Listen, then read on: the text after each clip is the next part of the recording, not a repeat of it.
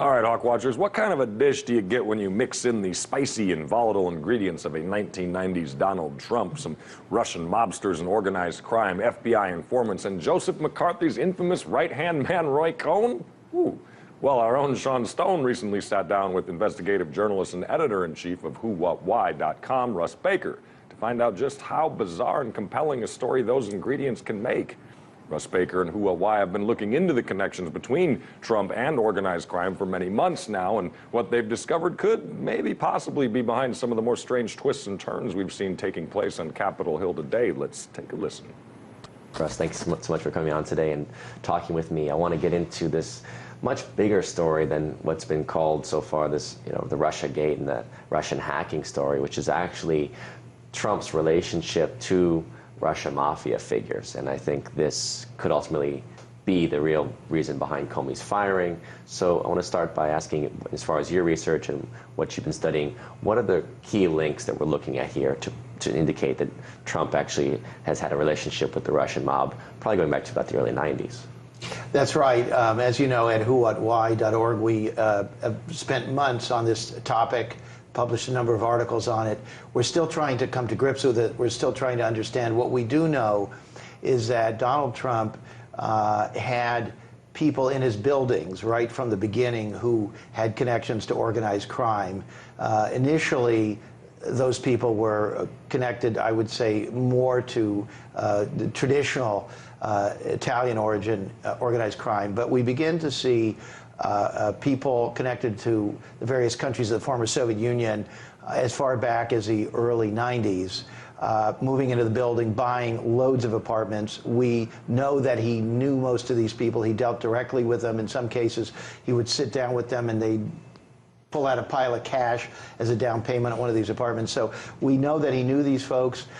We also know that as somebody involved in property development, he had to deal with the organized crime-controlled local unions. And we document in one of our articles that those relationships. The lady friend of the head of the concrete union tied in with the Gambinos and what have you. And she, at one point, owned the most spectacular apartment there directly below Trump's. She even got them to put in a swimming pool in her own apartment, which is pretty unusual.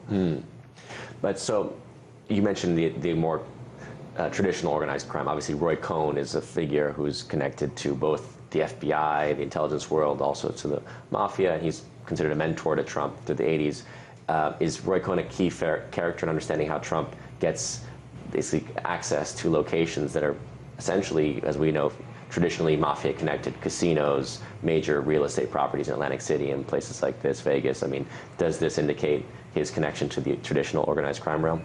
I think it does. Roy Cohn was extremely important to Trump and was a kind of a mentor and a connector and set up all kinds of things. And of course, with the client, a privileged relationship, able to sort of protect and, if you want to say, sort of launder a lot of those relationships. So Cohn, very, very important. And for those who don't know much about him, of course, he worked for Senator Joe McCarthy, and so was very powerful in Washington in the 50s, and had important ties, as you point out, to the FBI and to other aspects of law enforcement. And by the way, the whole Trump story becomes very, very interesting when you start understanding the complexities of even sorting out who's investigating the criminals, who is a criminal, what is a criminal. The lines are very, very blurred. Mm-hmm.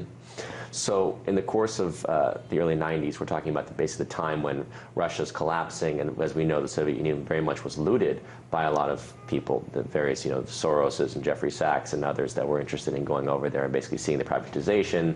Massive oligarchs pop up. They have a lot of money. Money starts flowing into the West. Bank of New York in particular, a major source of money laundering for mafia organizations. What is the clear indication as far as Trump perhaps even being bailed out by some of these people? We know he was bankrupted in the early 90s, so is there any indication he was bailed out by this money? Who do we know it directly ties into the Russian mafia to Trump? So we see several individuals, and as we start looking at them, seeing where they lead to, they all appear to have connections to Semyon Mogilevich, It's called the boss of bosses, essentially considered to be sort of the godfather of, they call it Russian organized crime. It's a problematical term because a lot of them aren't from Russia at all. They're from various parts of the former Soviet Union. It could be Kazakhstan or Georgia, could be Uzbekistan, certainly Ukraine, very, very important. And actually in the old Soviet Union, Ukraine was there was gangsterism back then, and Ukraine was a hotbed of that. The organized crime in Ukraine, although they imprisoned a lot of the people, they also tolerated a lot of them. KGB worked with a lot of them. They needed their services, frankly. And then they used, going all the way back, when there was a lot of pressure on the Soviet Union to release Soviet Jews, that was used as a cover to get a lot of these people out, release them from jails. They went to the West. A lot of them came here to New York, to parts of Brooklyn, Brighton Beach, and Coney Island, and so forth, set themselves up here. But in any case, Mogilevich is an extremely important figure, considered by some to be perhaps the most powerful head of organized crime in the world, more than anybody else. And Mogilevich, a very intelligent man, very, very capable, and he got into all sorts of businesses. And one of the things he was getting into pretty early on was finance. And they were looking at opportunities to get into Wall Street, basically, and see what they could do. And so you see former scientists and mathematicians and so on from the Soviet Union looking at things like computerized trading. And then we see people like this Felix Sater, who worked in a company in Trump Tower and became very, very close with Donald Trump, out of a Russian background. And he was involved with what's called pump and dump stock schemes. These at least were involved with Russian-connected people and with American, the Italian-American organized crime. Mm-hmm. These families were involved in that. So as you mentioned before, with the idea of someone like Felix Sater, for example, who was involved with Trump for these years, involved with perhaps laundering money from various oligarchs from Russia, he's an FBI informant at the same time. And so, as you point out, it makes it very murky to understand, well, what is then the role of someone like a Comey at the FBI? Is he actually, was he actually really trying to investigate Trump? Was he basically, did he just know too much and he was in a position where Trump had to fire him as a result? Or what's your speculation on the motivation for getting rid of Comey? Well, we spent a long time trying to sort out the whole dynamic of the FBI's relationship to Sater and to Trump. And this is sort of what our reporting so far has focused on. It's the FBI is the only real investigative body that can look into these things. But once we learned that the FBI was basically running this man inside Trump Tower, who had his criminal connections, and that he supposedly was a very high-value informant, and trying to understand the nature of that, and also noticing that the FBI has fought vociferously to when he was supposed to be sentenced for his crimes, they went into these secret presentations before the judge and asked for leniency due to his tremendous service to the United States.